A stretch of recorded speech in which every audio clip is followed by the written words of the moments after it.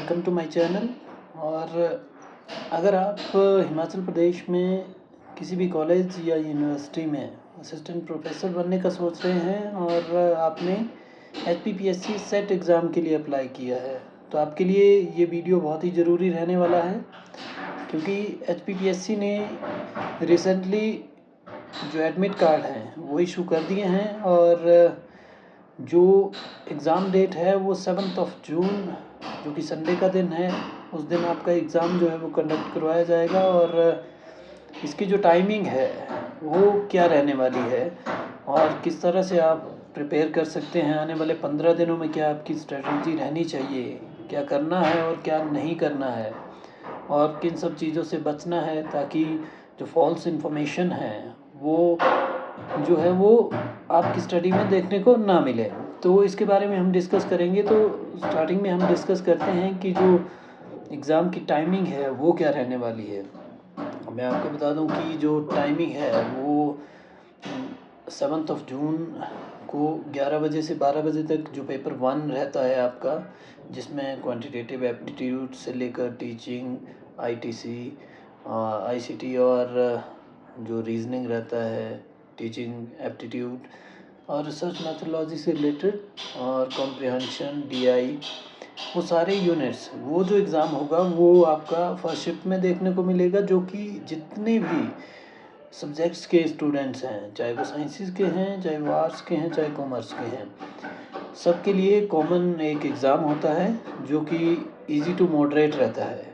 और उसके बाद जो सब्जेक्ट का आपका एग्ज़ाम देखने को मिलता है, जो सेकंड एग्ज़ाम पेपर 2 जिसको आप कहते हैं, वो 2:30 बजे से लेकर 4:30 बजे तक होगा। और जो ये दोनों एग्ज़ाम हैं वो MCQ पैटर्न में रहने वाले हैं, तो इसमें कोई ज़्यादा डिस्क्रिप्शन या वो सब लिखने की ज़रूरत नहीं होती है। तो ये दोनों ही पेपर जो है वो इजी टू मॉडरेट रहते हैं। हालांकि कुछ सब्जेक्ट जो है वो मॉडरेट टू डिफ़िकल्ट भी रहता है, पर आपके लिए फ़ायदे की बात ये होती है कि अगर एग्ज़ाम मॉडरेट टू डिफ़िकल्ट है तो उसकी जो कट ऑफ है वो कम जाती है, तो वो चीज़ें जो है वो दोनों बराबर हो जाती हैं। और एक बहुत ही इंटरेस्टिंग फैक्ट कि इसमें कोई भी नेगेटिव मार्किंग नहीं होता है, तो आपको जो है वो 150 से 150 के क्वेश्चन अटेम्प्ट करके आने हैं। ओके। और इसके बाद हम बात करेंगे कि एडमिट कार्ड को कैसे आप निकाल सकते हैं।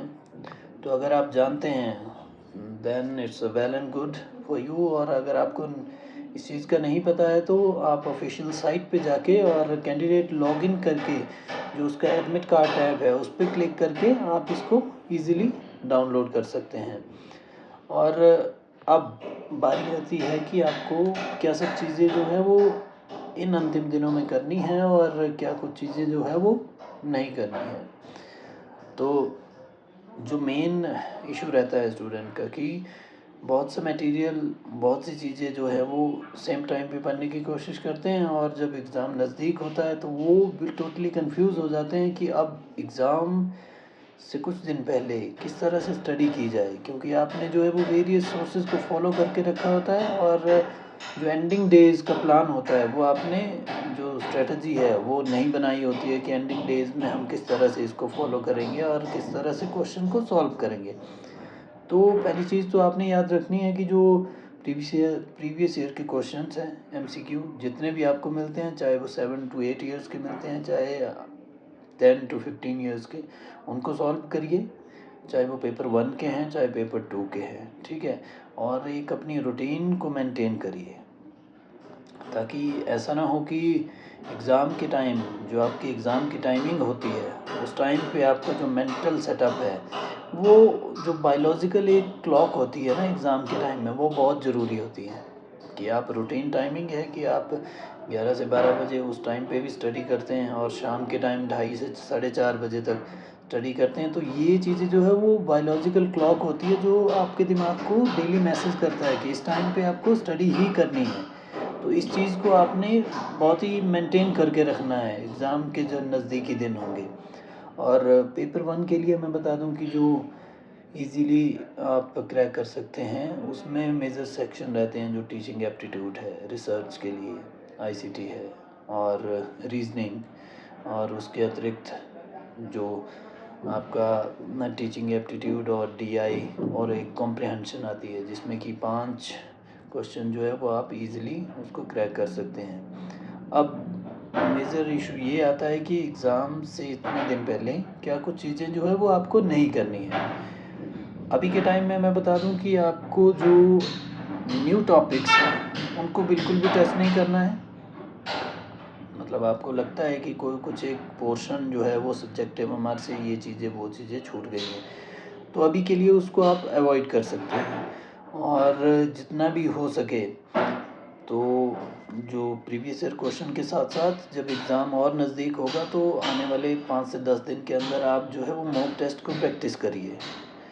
उससे आपका जो है वो एबिलिटी और एफिशिएंसी और एग्ज़ाम टेम्परामेंट का पता चलेगा कि आप इतने जो एग्ज़ाम आ रहे हैं उसमें किस तरह से अपना जो टेम्परामेंट है उसको रख पाते हैं।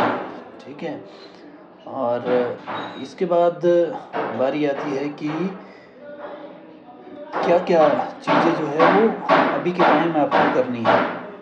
तो अभी के टाइम में आपने जो एक प्रॉपर टेम्परामेंट के साथ अगर आप एमसीक्यू सॉल्व कर रहे हैं तो क्वांटिटेटिव और जो आपका कॉन्सेप्चुअल क्लैरिटी है वो ऑलरेडी होनी चाहिए, क्योंकि जब क्वेश्चन सॉल्व करने लगते हैं तो बहुत से स्टूडेंट उसमें स्टक होते हैं। उसका रीज़न यही होता है कि आपने कॉन्सेप्ट को इजीली क्लियर नहीं किया होता है। आप बार बार पढ़ते हैं हर चीज़ों को बार बार, लेकिन आपने कॉन्सेप्चुअली अगर उसको अंडरस्टैंड नहीं किया है तो वो आप उस टाइम जो है क्रिटिकल इवैल्यूएशन के थ्रू आंसर मार्क नहीं कर पाएंगे।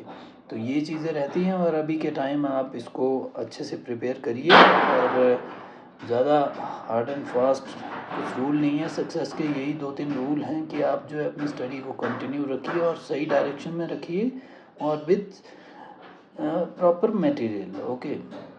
और एग्ज़ाम के दिन में आपको जो एडमिट कार्ड है और उसके साथ एक वैलिड आइडेंटिटी प्रूफ ले जाना होता है, और ब्लैक और ब्लू बॉल पॉइंट पेन।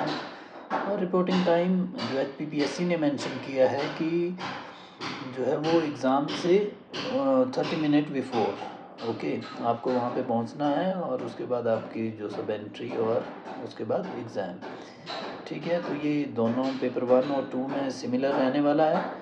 और इसके बाद जो भी इंफॉर्मेशन होगी आपके एग्ज़ाम के रिलेटेड, चाहे वो आंसर की या कोई और इन्फॉर्मेशन होगी, तो आपके साथ ज़रूर साझा करेंगे। और अगर आप इस चैनल पे नए हैं तो चैनल को सब्सक्राइब करिए और लोगों तक भी इंफॉर्मेशन को स्प्रेड करें, ताकि ज़्यादा से ज़्यादा लोग जो हैं वो इसका बेनिफिट उठा सकें। इसी बातों के साथ धन्यवाद।